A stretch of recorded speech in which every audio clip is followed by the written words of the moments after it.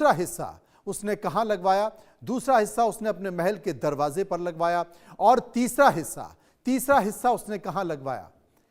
तीसरा हिस्सा उसने मक्का, चौथा हिस्सा मदीना भेज दिया। सोमनाथ में लगे चंदन के दरवाजे साथ ले गया। गजनबी मंदिर से करीब 6.5 टन सोना भी लूट कर ले गया, जो कि बहुत ज्यादा सोना था। सोमनाथ का असली लुटेरा गजनबी था। महमूद गजनबी का जो मकसद वो सिर्फ लूटपाट ही था या उसकी मंशा कुछ और थी, यह भी आपको बताने की जरूरत है। गजनबी वंश का जो क्रूर लालची शासक था वो गजनबी अफगानिस्तान में गजनबी शहर से ईरान तक फैला था। इसका शासन मध्य एशिया और भारतीय उपमहाद्वीप के कई हिस्सों तक फैला था। गजनबी ने छोटे भाई को मारकर अपनी सत्ता को हासिल किया था। इस्लाम की स्थापना करना चाहता था गजनबी और हिंदुस्तान पर हर साल हमला करने का वो ऐलान करता था। भारत में इस्लाम का प्रचार और हिंदू शासन को खत्म करना चाहता था और बार बार वो इसका जिक्र भी करता था। 1300 साल में, यकीन मानिए 1300 साल में 7 बार मंदिर पर हमले किए और 7 बार मंदिर बना, मंदिर का निर्माण हुआ। सोमनाथ, जी हां, सोमनाथ मंदिर का जितनी बार हमला हुआ, जितनी बार उसे तोड़ा गया 1300 साल में, उतनी ही बार सोमनाथ मंदिर को बनाया भी गया। ये मैं इतिहास बता रहा हूं आपको सोमनाथ मंदिर का। पहली बार कब सोमनाथ मंदिर पर हमला हुआ और बनाया गया? 649 ईस्वी में मैत्रक राजाओं ने भव्य मंदिर बनवाया सोमनाथ का। सौराष्ट्र के प्राचीन शहर बल्लभी के राजाओं ने भी इसे बनवाया दूसरी बार। और 815 ईस्वी में नागभट्ट द्वितीय ने मंदिर का पुनर्निर्माण कराया। बालू और लाल पत्थर से इस मंदिर का निर्माण कराया, पुनर्निर्माण कराया। प्रतिहार सम्राट के नागभट्ट द्वितीय थे। और तीसरी बार 1026-42 ईस्वी में भी भीमदेव सोलंकी और परमार राजा भोज ने मंदिर को फिर से बनवाया। चालुक्य राजवंश से भीमदेव सोलंकी थे। चौथी बार किसने बनवाया? 1169 ईस्वी में इसे बनवाया। राजा कुमार पाल ने मंदिर का विस्तार कराया। सोमनाथ मंदिर में बेशकीमती रत्न जड़वाए, पुरानी लकड़ी की जगह नक्काशीदार पत्थर लगवाए। 5वीं बार कब बना? 1308 ईस्वी में सौराष्ट्र के चूड़ासाम राजा महिपाल प्रथम ने फिर से इस मंदिर को संवारा। 1331 से और 1351 के बीच उनके बेटे खेंगार ने भी पुनः शिवलिंग की स्थापना की। 6ठी बार कब बना? 1783 ईस्वी में इंदौर के होलकर राजवंश ने इस मंदिर को बनवाया। महारानी अहिल्याबाई ने खंडर बन चुके मंदिर के बगल में एक नया मंदिर बनवाया। नए मंदिर को ही पुराना सोमनाथ मंदिर कहा जाने लगा। 7वीं बार, ये 6वीं बार की बात थी। 7वीं बार 1951 ईस्वी में आजादी के बाद सोमनाथ मंदिर का फिर से पुनरुद्धार हुआ। सरदार वल्लभ भाई पटेल और अन्य नेताओं का जो प्रयास था, सोमनाथ मंदिर का मौजूदा भव्य स्वरूप निर्मित हुआ और आज ये सोमनाथ मंदिर आज भी खड़ा हुआ है। अब एक विवाद है जो कि बार बार निकल कर आता है और वो विवाद ये है कि सोमनाथ मंदिर का पुनरुद्धार आखिर नेहरू क्यों नहीं चाहते थे। आज सोमनाथ मंदिर का जो भव्य स्वरूप है आप जो देख रहे हैं, उसके निर्माण को 75 साल पूरे हो चुके हैं, लेकिन इस मंदिर के बनने में काफी अड़चनें आई हैं।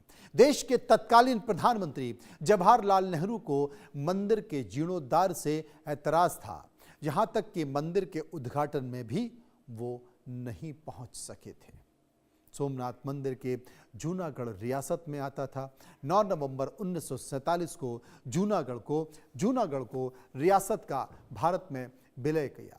4 दिन बाद अहिल्याबाई मंदिर में जनसभा हुई। सरदार पटेल सोमनाथ के पुनर्निर्माण का ऐलान किया गया और पटेल के इस फैसले से पंडित नेहरू असहज हो गए। नेहरू को विदेश में भारत की सेक्युलर छवि बिगड़ने का खतरा था। महात्मा गांधी ने पटेल के फैसले पर सहमति जताई और गांधी ने उन लोगों के दान से मंदिर बनाने का सुझाव दिया और 1948 में महात्मा गांधी की हत्या की गई। 1950 में सरदार पटेल की भी मृत्यु हो गई। मंदिर बनाने की जिम्मेदारी ट्रस्ट के मुखिया पर आ गई। तब के.एम. मुंशी ट्रस्ट के मुखिया थे। नेहरू ने के.एम. मुंशी से मंदिर को फिर से बनाने पर असहमति जताई। बोले, मुझे पसंद नहीं है, ये हिंदू पुनरुत्थानवाद है। 1951 में सोमनाथ मंदिर बनकर तैयार हो गया। आमंत्रण के बाद भी जवाहरलाल नेहरू उद्घाटन समारोह में नहीं आए। नेहरू ने राष्ट्रपति राजेंद्र प्रसाद को भी जाने से मना किया। 11 मई 1991 को राजेंद्र प्रसाद मंदिर के समारोह में पहुंचे। प्रभास पाटन में सोमनाथ मंदिर और ज्योतिर्लिंग की स्थापना की गई। ये पूरी कहानी। अब सोमनाथ के खिलाफ जब नेहरू थे तो तर्क क्या दिए जाते हैं? नेहरू अगर सोमनाथ मंदिर के खिलाफ तो तर्क क्या दिए जाते हैं? 1950 से 1991 के बीच जब मंदिर का तेजी से निर्माण कार्य चल रहा था, तब तत्कालीन प्रधानमंत्री नेहरू ने मंदिर के ट्रस्ट को कुल 17 चिट्ठियां लिखी। ये सभी चिट्ठियां द नेहरू आर्काइव में मौजूद हैं। यही नहीं, उन्होंने ट्रस्ट के मुखिया के.एम. मुंशी से लेकर राष्ट्रपति डॉक्टर राजेंद्र प्रसाद को भी मंदिर की अलग अलग बातों को लेकर चिट्ठियां लिखी थी।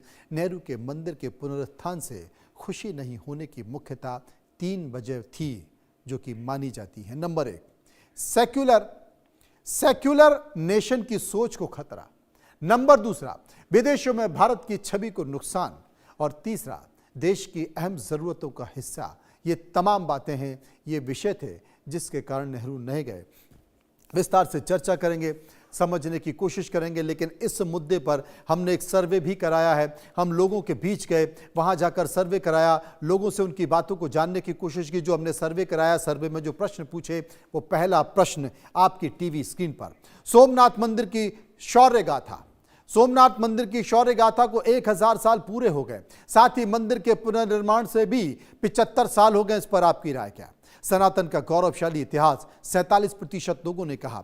आस्था का संघर्ष का प्रतीक 29% लोगों ने कहा। स्वाभिमान और प्रेरणा का जो केंद्र है वो 5% लोग कह रहे थे और 17% लोग कह रहे थे कि आक्रमणकारियों की मंशा पर शक्तिशाली तमाचा था। 2% लोग इस पर कुछ भी नहीं कहना चाहते थे। सर्वे का एक और सवाल जो हमने लोगों से पूछा, सोमनाथ के पवित्र विग्रह का तोड़ा गया, लूटा गया, मजहबी उत्पात मचाया गया, सोमनाथ के क्रूर इतिहास को आखिर क्यों छुपाया गया? और 17% लोगों ने इस बात को कहा कि पुरातात्विक प्रमाण की कमी थी, इसलिए ऐसा किया गया। 48% लोगों ने कहा यह राजनीति के लिए किया गया। 28% लोगों ने कहा महज तुष्टीकरण के लिए किया गया। और 7% लोग इस बात का जिक्र कर रहे थे, 7% यानी कि 7% लोग इस बात का जिक्र कर रहे थे कि हम इस पर कुछ भी कहना नहीं चाहते थे। सर्वे का तीसरा सवाल जो हमने लोगों से पूछा, सर्वे का तीसरा सवाल, पंडित नेहरू ने सोमनाथ मंदिर के जीर्णोद्धार का विरोध किया था, इस पर आपकी राय क्या है? 10% लोगों ने क्या कहा? 10% लोगों ने कहा विदेशों में भारत की छवि बिगड़ने का डर था, इसलिए ऐसा किया गया। सिर्फ सियासत के लिए ऐसा हुआ, 19% लोगों ने इस बात का जिक्र किया। और इसके साथ साथ 24% लोग कह रहे थे कि राष्ट्रीय एकता, सांप्रदायिक सौहार्द बनाए रखने के लिए ऐसा किया। और 29% लोग कह रहे थे कि मुस्लिमों का कहीं विद्रोह ना हो जाए, इस बात का डर नेहरू को था, इसलिए ऐसा किया गया। 18% लोग इस पर कुछ भी कहना नहीं चाहते थे। सर्वे का एक और सवाल जो हमने लोगों से पूछा, इस्लामिक इतिहास में सोमनाथ मंदिर पर आक्रमण का मुख्य उद्देश्य क्या था, क्या बताया जाता है? 31% लोगों ने कहा। यहां पर